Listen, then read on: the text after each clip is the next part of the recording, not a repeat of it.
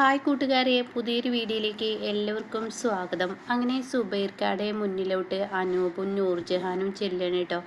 എന്നിട്ട് അനൂപിനെ കാണുമ്പോൾ സുബൈർക്കായുടെ ചെറിയൊരു ദേഷ്യം, അത് എന്ത് ബന്ധമാണ് സുബൈർക്കാക്ക് അപ്പം തന്നെ മനസ്സിലാക്കാൻ കഴിഞ്ഞിട്ടുണ്ട് കേട്ടോ.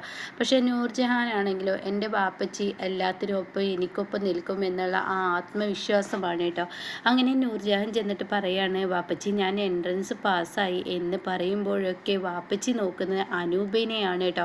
പക്ഷേ അനൂപിന് അത് മനസ്സിലാവുന്നുണ്ട്, താൻ വന്നത് ഇഷ്ടപ്പെട്ടിട്ടില്ല എന്ന് അനൂപിന് മനസ്സിലാവുമെങ്കിലും കൂടിയിട്ട് അവിടെ നൂർജഹാൻ, ബാപ്പച്ചി ഇതെൻ്റെ ഫ്രണ്ടാണ്, ഇവൻ്റെ പേര് അനൂപ് എന്നാണ് എന്നൊക്കെ ഇങ്ങനെ പറയാൻ കേട്ടോ. ഈ സമയം അവിടെ സുബൈർക്ക പറയാണ്, നൂർജ നീ അകത്തോട്ട് കയറിപ്പോ. അത് കേട്ട ഉടനെ എന്താ ബാപ്പച്ചി ഇങ്ങനെ പെരുമാറുന്നത്, ഇവനെൻ്റെ ഫ്രണ്ടാണ്, നമ്മുടെ വീട് കാണാനും ബാപ്പച്ചിനെ പരിചയപ്പെടാനൊക്കെയാണ് വന്നത്, അത് പിന്നീടാവാം, ഇപ്പോൾ നസീർ വന്നു കഴിഞ്ഞാൽ ഇവിടെ ഒരു പ്രശ്നമുണ്ടാവുന്നതിനേക്കാൾ നല്ലത് നീ അകത്തോട്ട് കയറിപ്പോയിക്കോ. നസീർ ഇപ്പോൾ ഇവിടെ വന്ന് വായിൽ തോന്നിയതൊക്കെ വിളിച്ച് പറഞ്ഞിട്ടുള്ളൂ. അനൂപേ നീ ഇപ്പോൾ തൽക്കാലം നിൻ്റെ വീട്ടിലോട്ട് പോകാൻ നോക്ക്, പരിചയപ്പെടലൊക്കെ പിന്നീടാവാ എന്ന് പറയാനിട്ടോ. ഇത് നൂർജഹാന് വലിയ വിഷമമാവാണ്. എന്നാൽ അനൂപാണെങ്കിലോ തൻ്റെ വാപ്പാനെ കുറിച്ചിട്ട് ഒരുപാട് വിശേഷങ്ങൾ പറഞ്ഞ തൻ്റെ നൂർജഹാനെ കുറിച്ച് ഓർത്ത് ദുഃഖിക്കുകയാണ് കേട്ടോ. അങ്ങനെ സുബൈർക്ക ഒരു ദേഷ്യഭാവത്തോടു കൂടി ഇങ്ങനെ അനൂപിനെ നോക്കുന്നുണ്ട് കേട്ടോ. എന്നാൽ ഈ സമയം നൂർജഹാൻ്റെ മനസ്സ് പിടിവിട്ടു പോവാണ്. തൻ്റെ സ്നേഹം തൻ്റെ വാപ്പായോട് പറയാമെന്നുള്ള ആ ഒരു ഉദ്ദേശത്തോടു കൂടിയാണ് താൻ മുന്നോട്ട് നടന്നിരുന്നത്. പക്ഷേ പ്രതീക്ഷകളെല്ലാം കൈവിട്ടു പോകുമ്പോൾ പറയാൻ വാക്കുകളില്ല. അത്രയും സങ്കടത്തോടു കൂടിയിട്ട് നൂർജഹാൻ ഇങ്ങനെ നിൽക്കുകയാണ്. പിന്നീടാണെങ്കിലോ ശാരദാമ്മ തന്നെയാണ് കാണിക്കുന്നത്. ശാരദാമ്മ വലിയ ടെൻഷനിലാണ്. ആ സമയമാണ് അങ്ങോട്ടേക്ക് ശാലിനി കയറി വരുന്നത്. ശാരദാമ്മ ഒരുമാതിരി മരവിച്ചതുപോലെ ഇങ്ങനെ ഇരിക്കുന്നത് കാണുമ്പോൾ അവിടെ വന്നിട്ട് ശാലിനി ചോദിക്കുകയാണ്, അമ്മ എന്താ പറ്റിയത്, ഞാൻ പോയ വിശേഷത്തെക്കുറിച്ച് അമ്മ ചോദിക്കുന്നില്ലല്ലോ എന്ന് പറയുമ്പോൾ, അതൊക്കെ ചോദിക്കാൻ നീ പറ മോളെ, എന്തായി, രാഘവൻ സാറിനെ അവിടെ വെച്ച് കണ്ടോ എന്നൊക്കെ ചോദിക്കുമ്പോൾ, അവരുടെ വാശിക്കും ദേഷ്യത്തിനും ഇപ്പോഴും യാതൊരുവിധ മാറ്റവുമില്ല. സത്യഭാമയ്ക്ക് ഇപ്പോഴും എന്നോട് പ്രതികാരമാണ്. ഞാൻ അവർക്ക് എന്ത് ചെയ്തു എന്നാണ് ഞാൻ ആലോചിക്കുന്നത്. ഒരു തെറ്റും ഞാൻ അവരോട് ചെയ്തിട്ടില്ല. പക്ഷെ അവർക്ക് എന്നെ ദേഷ്യമാണ്. അവർക്ക് എന്നോട് വാശിയും ദേഷ്യമൊക്കെ കൂടിക്കൂടി വരിക എന്നല്ലാതെ കുറയുന്നില്ല. നീ അവിടെ പോയി ഉണ്ടായ കഥ പറ എന്ന് പറയുമ്പോൾ, ഇവിടെ അച്ഛൻ്റെ അനിയൻ ഉപേന്ദ്രൻ ഉണ്ടല്ലോ, അയാൾ അച്ഛനെ ഒരു പട്ടിയെ പോലെ മുറ്റത്തിട്ട് തല്ലുന്നത് കണ്ടിട്ടാണ് ഞാനും വിഷ്ണുവേട്ടനും അവിടെ നിന്ന് കൊണ്ടുവന്നത്. എന്തായാലും അച്ഛൻ്റെ സമനില മൊത്തം തെറ്റിയിട്ടുണ്ട്. എങ്ങനെ ആ സത്യഭാമ യാതൊരുവിധ സമാധാനവും അദ്ദേഹത്തിന് കൊടുക്കുന്നില്ലല്ലോ. അപ്പോൾ ഉടൻ തന്നെ അറിയില്ല അമ്മേ, ഇനി എന്താ ചെയ്യേണ്ടതെന്ന് അറിയില്ല. അതിനിടയ്ക്ക് ഫുഡ് കോമ്പറ്റീഷനെ കുറിച്ചും എന്നോട് സംസാരിച്ച് അവർക്കിപ്പോഴും എന്നോട് ദേഷ്യമാണ് എന്നൊക്കെ ഇങ്ങനെ ശാലിനി പറയാനായിട്ടാ. ആ ഫുഡ് കോമ്പറ്റീഷനിൽ പങ്കെടുക്കാൻ പോകുന്നത് അച്ഛനെ ചികിത്സിക്കാനുള്ള പണം കിട്ടാൻ വേണ്ടിയാണ്. അതിൽ നമ്മൾ പങ്കെടുക്കാൻ പാടില്ല എന്നിങ്ങനെ പറയാതെ പറഞ്ഞു എന്നൊക്കെ ഇങ്ങനെ പറയുമ്പോൾ, മോളെ ആ ഫുഡ് കോമ്പറ്റീഷനിൽ ഈ അമ്മക്ക് ഒരിക്കലും പങ്കെടുക്കണം എന്നുള്ള താല്പര്യമൊന്നുമില്ല. അവിടെ രാഘവൻ സാറിനെ ചികിത്സിക്കാൻ പൈസ അവിടെ കിട്ടുകയാണെങ്കിൽ അത് അവർക്ക് കിട്ടിക്കോട്ടെ, പക്ഷെ അത് അവർക്ക് തന്നെ കിട്ടണം. അതിനെന്തെങ്കിലും വഴി നമുക്ക് ചെയ്യാൻ പറ്റുമോ എന്ന് ആലോചിക്കുന്നതല്ലേ നല്ലത്. അത് കേൾക്കുന്ന ശാലിനി, തീർച്ചയായും അച്ഛനെ രക്ഷിക്കണം അമ്മേ. ആ അച്ഛൻ ഏത് സമയത്തും എപ്പോഴും എനിക്കൊപ്പം നിന്ന ഒരു മനുഷ്യനാണ്. എൻ്റെ കയ്യിൽ പണമില്ലാഞ്ഞിട്ടല്ല, ഞാൻ കൊടുക്കാഞ്ഞിട്ടല്ല, പക്ഷേ എന്നിൽ നിന്ന് അവർ ഒരു സഹായവും വാങ്ങില്ലല്ലോ അമ്മേ. അതുകൊണ്ട് അങ്ങനെ പണം കിട്ടുകയാണെങ്കിൽ അങ്ങനെ കിട്ടിക്കോട്ടെ എന്ന് നിലപാട് പറയാനിട്ടോ. അല്ല, ഞാൻ കയറി വരുമ്പോൾ അമ്മ എന്താ ഇത്ര വല്ലാത്ത ടെൻഷനിൽ? എടി നീ പറഞ്ഞതുപോലെ അവൻ ഇവിടെ വന്നിരുന്നു. ആര്? അനൂപോ? രാജേശ്വരിയുടെ മകനോ? അതെ, അവൻ ഇവിടെ വന്നിരുന്നു. പക്ഷേ അവൻ കണക്ക് കൂട്ടലുകൾ തെറ്റിച്ചും കൊണ്ടാണ് ഇവിടെ വന്നത്. അവൻ്റെ മനസ്സിലൊരു ലക്ഷ്യമുണ്ട്. ആ ലക്ഷ്യം നിറവേറാൻ നീ പറഞ്ഞതുപോലെ നമ്മളെ സഹായം തേടിയാണ് അവൻ ഇവിടെ വന്നത്. എന്താ അമ്മേ അവൻ പറയുന്നത്? അവൻ്റെ ലക്ഷ്യമെന്താ? അവനെ കണ്ടപ്പോൾ തന്നെ എനിക്കങ്ങനെ തോന്നിയിരുന്നു. അത് കേട്ട ഉടനെ, എടി ആ സുബൈർക്കയുടെ മകളില്ലേ നൂർജ, അവളെ വിവാഹം കഴിക്കണം എന്ന് ആഗ്രഹമുണ്ട്. എന്താ അമ്മ ഈ പറയുന്നത്?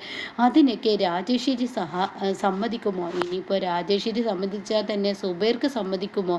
മതം അത് പ്രശ്നമല്ലേ എന്നൊക്കെ പറയുമ്പോൾ എടി, അതിലൊന്നും വലിയ കാര്യമില്ല. സ്നേഹിക്കുന്ന മനുഷ്യന്മാർ രണ്ടുപേരും ഒന്നിച്ചു ചേരണം. പക്ഷെ അവരുടെ രണ്ടുപേരുടെയും ജീവിതത്തിൽ പ്രശ്നങ്ങളുണ്ടാവും. വാപ്പാക്കും അതുപോലെ തന്നെ രാജേശ്വരിക്കും അത് ഇഷ്ടപ്പെടില്ല. അങ്ങനെയെല്ലാം അമ്മേ, അവിടെ വേറൊരു പ്രശ്നമുണ്ട്. ഈ നൂർജഹാൻ്റെ വിവാഹം അമ്മായിയുടെ മകനെ കൊണ്ട് നിശ്ചയിപ്പിച്ചു എന്നൊക്കെ പറഞ്ഞു കേട്ടിരുന്നു. ഒരു നസീർ എന്നൊരു ഒരു ചെക്കനുമായി ഉറപ്പിച്ചു എന്നൊക്കെ പറഞ്ഞു കേട്ടിരുന്നു. അതൊക്കെ തന്നെയാണ്.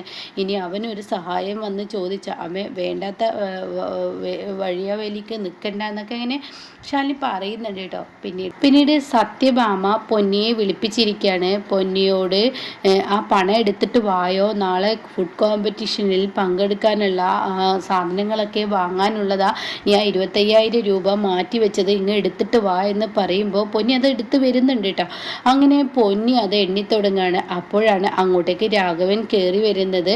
അപ്പോൾ രാഘവന് ഒരു വിഭ്രാന്തി പോലെ തന്നെയാണ് കാണിക്കുന്നത്. കാരണം കഴിഞ്ഞതൊന്നും തൻ്റെ മുന്നിൽ ഓർമ്മകളിലില്ല.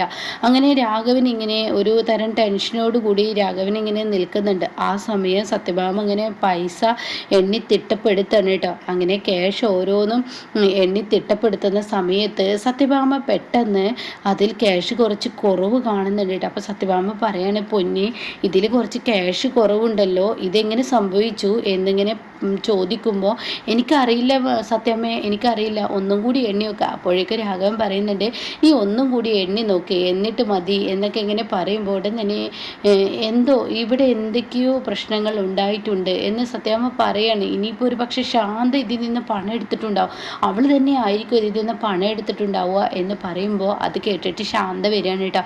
അപ്പോൾ ശാന്തക്ക് അത് ഉൾക്കൊള്ളാനാവില്ല. ശാന്തക്ക് അത് വലിയ വിഷമമാവാണ്. ഒരു സഹായത്തിന് ശാരദാമ്മ പറഞ്ഞിട്ടാണ് താൻ ഇങ്ങോട്ടേക്ക് വന്നത് എന്നുള്ളത് പോലും മറച്ചു വെച്ചിട്ട് താൻ ഇവരെ സഹായിക്കുമ്പോൾ ഇവരാണെങ്കിൽ പെട്ടെന്ന് തന്നെ കുറ്റപ്പെടുത്തുമ്പോൾ അത് തനിക്ക് വേദന സഹിക്കുന്നില്ല കേട്ടോ. അങ്ങനെ ശാന്ത പറയാണ്, ദേ സത്യാമ്മേ, നിങ്ങൾക്കൊപ്പം നിന്നിട്ട് നിങ്ങളുടെ ഈ സംരംഭത്തിന് ഒരു വിജയം ഉണ്ടാക്കി തന്നിട്ട് ഇങ്ങനെയൊന്നും സത്യാമ്മയെ പറയരുത്. ഞാൻ പണം എടുത്തെന്നാ പറയുന്നത് സത്യാമ്മ. അങ്ങനെയല്ല, ഇതിൽ പണം കുറവുണ്ട്, അതുകൊണ്ടാണ്. എന്നാലും ഇനി ഞാൻ നിങ്ങളുടെ കൂടെ നിൽക്കില്ല. കാരണം എന്നെ നിങ്ങൾ ഒരു കള്ളിയാക്കാൻ നോക്കിയില്ലേ, അതുകൊണ്ട് ഞാൻ പോന്നു, ഞാൻ ഇനി ഇവിടെ നിൽക്കില്ല എന്ന് പറഞ്ഞിട്ട് ശാന്ത അവിടെ നിന്നും പടിയിറങ്ങുമ്പോൾ ഉടൻ തന്നെ സത്യഭാമ പറയാണ്, ആകെ ഒരു പിടിവള്ളി അവളായിരുന്നു. അവൾ ഉണ്ടാക്കുന്ന ഭക്ഷണത്തിന് പ്രത്യേക ടേസ്റ്റാണ്. ശാരദാമ്മയുടെ കൈപ്പുണ്യം മുഴുവൻ അവളിൽ കിട്ടിയിട്ടുണ്ട്. അതുകൊണ്ട് തന്നെ അവൾ ഉണ്ടാക്കുന്ന ഓരോ ഭക്ഷണവും ഓരോ ടേസ്റ്റാണ്. നാളത്തെ ഫുഡ് കോമ്പറ്റീഷനിൽ ആകെ ഉണ്ടായിരുന്ന പ്രതീക്ഷയാണ്. അപ്പോഴാണ് കേട്ടോ രാഘവൻ പറയുന്നത്, അയ്യോ അതിൽ നിന്നും പണം ഞാനാണ് എടുത്തതെന്ന് കേട്ടാ. അത് കേട്ട ഉടനെ സത്യാമ്മ, ഇപ്പോൾ എന്തായി, നിങ്ങളെ ചികിത്സക്കുള്ള പണത്തിന് വേണ്ടിയിട്ടാണ് ഞാൻ ഈ ഫുഡ് കോമ്പറ്റീഷനിൽ പങ്കെടുക്കാൻ പോകുന്നത്.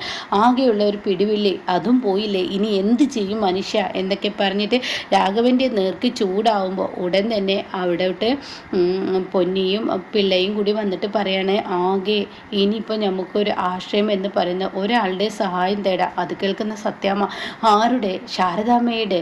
അത് കേട്ട ഉടനെ തന്നെ ദേഷ്യം പിടിക്കഴിട്ട സത്യഭാമയ്ക്ക്. എന്താ പിള്ളേ, നിങ്ങൾ എന്നെ ഇത്ര കുറഞ്ഞിട്ടാണ് കണ്ടത്? പണമില്ല എന്നുള്ളൂ സത്യാമ്മക്ക്, പക്ഷേ സത്യഭാമയുടെ പേരിന് കോട്ടം തട്ടുന്ന ഒരു പ്രവൃത്തിയും ഞാൻ ചെയ്യില്ല. അവരുടെ മുന്നിലോട്ട് ഞാൻ ഒരിക്കലും പോവില്ല എന്നൊക്കെ പറഞ്ഞ് സത്യഭാമ ഇങ്ങനെ വേറൊരു വാശിയോട് കൂടി സംസാരിക്കുമ്പോൾ രാഘവൻ പറയാണ്, തകർന്ന് ഈ നിലയിൽ നിൽക്കുമ്പോഴും നിൻ്റെ അഹങ്കാരത്തിന് യാതൊരു കുറവും വേണ്ട എന്നൊക്കെ ഇങ്ങനെ പറയുന്നുണ്ട് കേട്ടോ.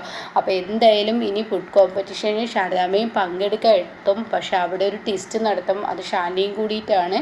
അപ്പോൾ ശാലിനി തന്നെയാണ് ആ ഫുഡ് കോമ്പറ്റീഷനിൽ അതിഥിയായി എത്തുന്നത്. കലക്ടറെ വിളിച്ചിട്ടുണ്ടാവും കേട്ടോ. അതൊക്കെ സത്യഭാമയ്ക്ക് ഇങ്ങനെ ദേഷ്യം കയറുന്നാക്കിയിട്ടൊക്കെ രംഗമൊക്കെ ഉണ്ട് കേട്ടോ വരാൻ.